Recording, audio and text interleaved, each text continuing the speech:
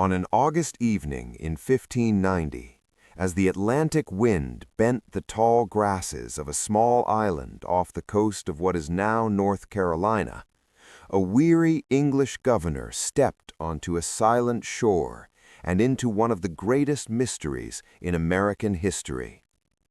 His name was John White, and what he did not find would haunt the centuries.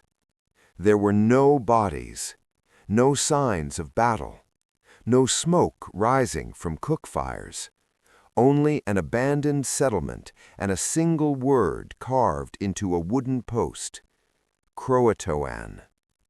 The place was Roanoke Island. The vanished settlers would come to be known as the Lost Colony. And for more than 400 years, Americans have asked the same question: what happened to them? The story begins not with disappearance, but with ambition. In the late 16th century, England was a rising maritime power, locked in rivalry with Spain for dominance of the New World. Under the reign of Elizabeth I, England sought colonies that would expand trade, spread Protestant influence, and challenge Spanish supremacy. One of the leading visionaries of English colonization was Sir Walter Raleigh. Granted a charter by the Queen in 1584, Raleigh set his sights on the eastern coast of North America, a region the English romantically called Virginia, in honor of the Virgin Queen. The first exploratory expedition reached the Outer Banks in 1584 and reported fertile land, abundant wildlife, and potentially friendly indigenous peoples. Encouraged, Raleigh sponsored a military colony in 1585. That settlement struggled and was eventually abandoned. But Raleigh was not deterred. In 1587, he attempted something different, a civilian colony meant to establish permanent English roots in America. The leader of this new venture was John White, an artist and cartographer who had previously visited the region. Unlike the earlier expedition, this group included women and children, families prepared to build homes, plant crops, and raise a new generation across the Atlantic. Among them was White's pregnant daughter, Eleanor Dare. The ships arrived at Roanoke Island in July 1587. The colonists were supposed to travel north to the Chesapeake Bay area, but circumstances forced them to remain at Roanoke, where the earlier settlement had stood. Almost immediately, tensions simmered. Relations with some local tribes were strained due to violence committed by the previous English settlers. Supplies were limited. The land, though promising, required careful cultivation, and the colony was isolated. Yet hope persisted. On August 18, 1587, Eleanor Dare gave birth to a daughter, Virginia Dare, the first English child born in the New World. Her birth symbolized promise, a future, permanence. But survival would demand more than hope. Food grew scarce. Relations with neighboring indigenous groups were uncertain. The colonists urged Governor White to return to England to secure supplies and reinforcements. White was reluctant to leave his daughter and newborn granddaughter, yet he understood the stakes. Without resupply, the colony would fail. So in late 1587, he boarded a ship and sailed for England, intending to return swiftly. History had other plans. England was on the brink of war with Spain. When White arrived home, the nation's attention and ships were consumed by the looming threat of the Spanish Armada. Queen Elizabeth ordered that vessels be retained for defense. In 1588, the Spanish Armada sailed. England triumphed in a dramatic naval victory that reshaped European power. But the war delayed White's return. Years passed. It was not until 1590, 3 long years after his departure, that White finally secured passage back to Roanoke. He arrived on August 18, 1590. It was his granddaughter Virginia Dare's 3rd birthday. Instead of celebration, he found emptiness. The houses had been carefully dismantled, not burned, fortifications removed. There were no graves, no scattered remains. The only clues were carvings. The word crow etched into a tree, and Croatoan carved into a palisade post. White had previously agreed with the settlers that if they relocated, they would carve the name of their destination. If forced by danger, they would add a Maltese cross. There was no cross. Croatoan referred to a nearby island, today known as Hatteras Island, and to the indigenous people who lived there. White wanted to sail there immediately, but storms, treacherous weather, and reluctant sailors thwarted him. The ship turned back toward England. He would never see his family again. The mystery had begun. For centuries, theories multiplied like shadows at dusk. Some claimed the colonists starved. Others believed they were massacred by hostile tribes. A few speculated Spanish forces destroyed them. But over time, historians began to consider a quieter possibility: assimilation. To understand this theory, one must understand the complex indigenous world of the Carolina coast in the 16th century. The region was home to diverse and sophisticated societies, Algonquian-speaking peoples such as the Croatoan, Secotan, and others, who fished the sounds, farmed maize, and maintained trade networks long before Europeans arrived. Earlier English explorers, including artist John White himself, had documented their villages in remarkable watercolor detail. Some tribes had initially welcomed the English. Manteo, a Croatoan leader who traveled to England and returned, served as a cultural intermediary. Trust, however fragile, existed. If the colonists faced famine or conflict at Roanoke, relocation to Croatoan territory would have been logical. Over generations, stories emerged of indigenous communities with gray eyes or European features. In the 18th century, observers noted that members of the Hatteras tribe claimed ancestry from white settlers. But anecdote is not proof. Then came the map. In the early 2000s, researchers studying a rare 16th century map drawn by John White discovered something astonishing. Beneath a patch on the map, concealing part of the Albemarle Sound region, they found the faint outline of a fort symbol. This location, inland from Roanoke Island, suggested that White, and perhaps others, had considered establishing a secondary settlement further into the mainland. Archaeologists began excavations at sites along the Albemarle Sound. They uncovered European artifacts, pottery fragments, a copper ring, gun parts, mingled with native items. The evidence suggested English presence among indigenous communities. It was not definitive proof that the lost colony survived intact, but it pointed to something powerful: interaction, movement, integration. Rather than a dramatic massacre, the colonists may have dispersed into multiple groups, some joining Croatoan allies, others moving inland along river systems. This interpretation aligns with survival logic. A small, isolated English settlement would have struggled alone, but joining established indigenous communities could provide food, shelter, and protection. Over time, language and identity would blur. The colonists would not vanish. They would transform. Yet mysteries remain. If assimilation occurred, why are there no clear written records from English explorers who later returned to the region? Part of the answer lies in time and politics. By the early 1600s, England's colonial focus shifted north to Jamestown, founded in 1607. Jamestown struggled but survived, becoming the first permanent English settlement in America. In Jamestown's early years, leaders such as John Smith recorded reports from native informants who spoke of Europeans living among inland tribes. One Powhatan chief purportedly mentioned people wearing European clothing in the interior. Were these remnants of Roanoke? Possibly. But Jamestown's colonists had their own crises: starvation, disease, war. They had little capacity to investigate old mysteries. Roanoke faded into legend.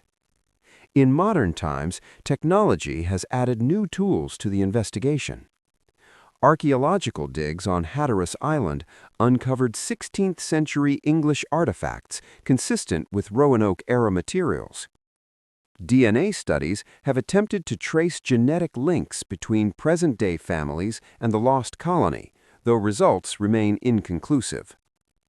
Climate research has also shed light on environmental stress. Tree ring data indicates that the late 1580s experienced one of the worst droughts in 800 years in the region. Crop failure would have intensified tensions and desperation. Famine can drive migration. Migration can erase boundaries. The lost colony's disappearance may not have been a single event, but a gradual merging into the American landscape. What makes Roanoke so compelling to Americans today is not merely the mystery, it is the symbolism. Virginia Dare represents beginnings, hope carried across an ocean. John White represents the anguish of absence, the parent who returns too late. Croatoan represents a message half understood, a bridge between cultures. Roanoke forces us to reconsider the narrative of American origins. It suggests that from the very start, survival depended not solely on European determination, but on indigenous knowledge and cooperation. The story is not only about disappearance. It is about contact, adaptation, and the fragile line between cultures. Perhaps the lost colony was never truly lost. Perhaps its descendants lived on, blended into communities whose histories were later marginalized or erased by colonial expansion. Perhaps the word carved into wood was not a cry of despair, but a sign of intention. We are going here. We are choosing to survive. On quiet evenings along the Outer Banks, the wind still moves through the grasses of Roanoke Island. Visitors walk reconstructed fort walls. Children learn about Virginia Dare in classrooms across America. And historians continue to search, sifting soil, decoding maps, revisiting old testimony. Because the lost colony is more than a riddle. It is the first great American mystery. And like the nation that followed, it is a story shaped by ambition, hardship, cross-cultural encounter, and reinvention. 4 centuries later, the question remains carved into our imagination as surely as it was once carved into wood. Where did they go? The answer may not lie in bones or ruins, but in the blending of peoples that formed the earliest threads of America's story. The lost colony did not vanish into nothing. It vanished into us. The Atlantic does not easily surrender its secrets. Long after Governor John White sailed away from Roanoke Island in 1590, convinced that the word Croatoan held the answer, the barrier islands continued to shift and reshape themselves under wind and tide. Sand swallowed footprints, storms erased landmarks, channels opened and closed. The landscape itself conspired with time, making the truth harder to retrieve with every passing decade. Yet the story refused to disappear. In the early 1600s, when English ships once again probed the American coastline, the memory of Roanoke lingered like a warning. Investors in London remembered the failure. Sailors whispered about the vanished colonists. Some insisted they had been slaughtered. Others swore they had seen pale-skinned natives in the interior. When the English established Jamestown in 1607, just over 100 miles north of Roanoke, they did so with the shadow of that earlier colony hanging over them.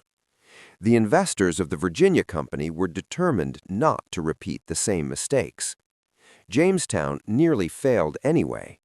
Starvation gripped the colony during the starving time of 1610 to 1610. Disease spread through the swampy environment.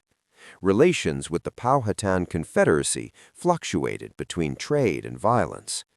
For a time, it seemed as though Jamestown might join Roanoke in oblivion. But Jamestown endured.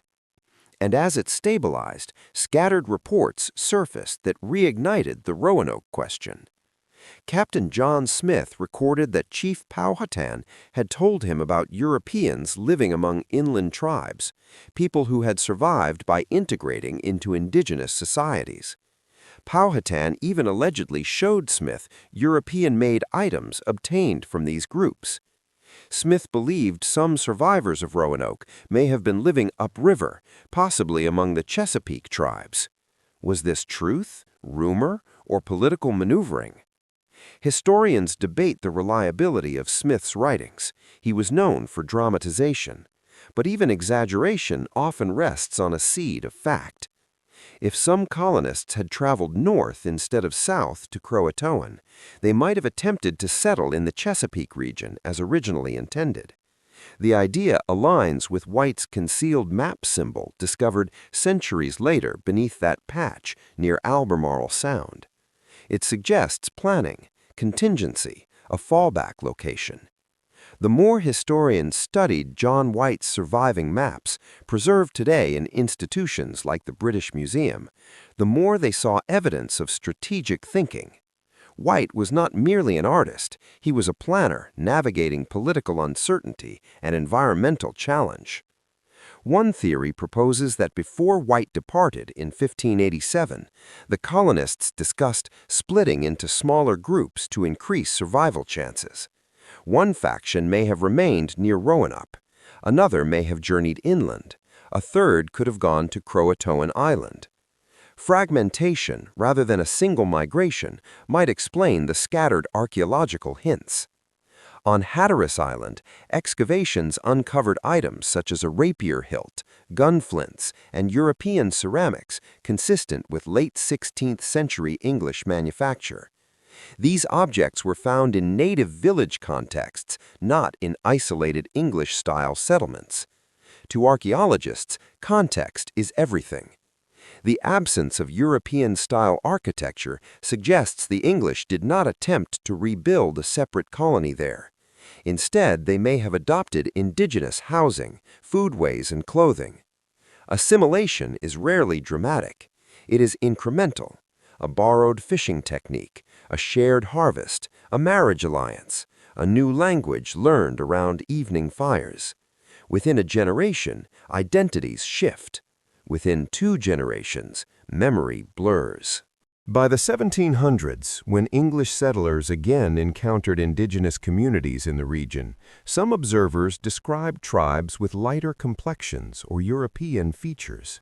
The Hatteras people reportedly claimed descent from white ancestors and even displayed English words retained in their vocabulary. Skeptics caution against romanticizing such accounts. Intermarriage between Europeans and Native Americans occurred frequently throughout colonial history, especially through traders, sailors, and later settlers. Yet the timing is intriguing. The Hatteras tribe's oral traditions included references to ancestors who could talk out of a book, a phrase interpreted as literacy. Such details tantalize researchers, but definitive proof remains elusive. DNA studies have attempted to compare genetic markers of present-day families in North Carolina with known descendants of Roanoke colonists. The challenge is formidable. Records from the 16th century are incomplete. Burial sites are unconfirmed. The gene pool has mixed over centuries. Science, for now, offers probabilities, not certainty. Climate science, however, has provided one of the most compelling pieces of context.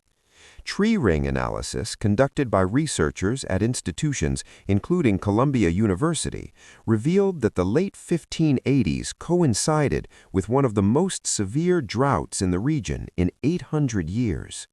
Imagine arriving as a colonist from temperate England expecting abundant harvests only to encounter parched soil and failing crops. Food insecurity can strain any community. For the Roanoke settlers, already navigating fragile relations with neighboring tribes, drought could have accelerated desperation. If local tribes also faced scarcity, cooperation might have been tense but necessary. In such a context, relocating to Croatoan, whose people were comparatively friendly to the English, makes strategic sense. The drought theory shifts the narrative toward environmental reality. It transforms Roanoke from a tale of sudden catastrophe into a story of adaptation under stress. Still, adaptation does not explain why no written message was left beyond Croatoan. Why not more detail? The answer may lie in urgency. Carving a single word into wood would have been faster than composing lengthy inscriptions. The colonists may have assumed White would immediately sail to Croatoan Island. They could not have foreseen the storm that prevented him from reaching it. Weather again intervened. White's ships, battered by Atlantic storms, were forced to abandon the attempt and return to England. His last chance to reunite with his family vanished over the horizon. His personal grief mirrored the colony's disappearance. He petitioned repeatedly for support to mount another expedition, but funding and interest waned.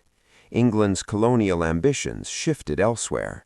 Sir Walter Raleigh, once the champion of Virginia colonization, fell from royal favor. In 1603, upon the accession of King James I, Raleigh was imprisoned in the Tower of London. The Roanoke venture lost its most influential patron. History moved on, but America did not forget.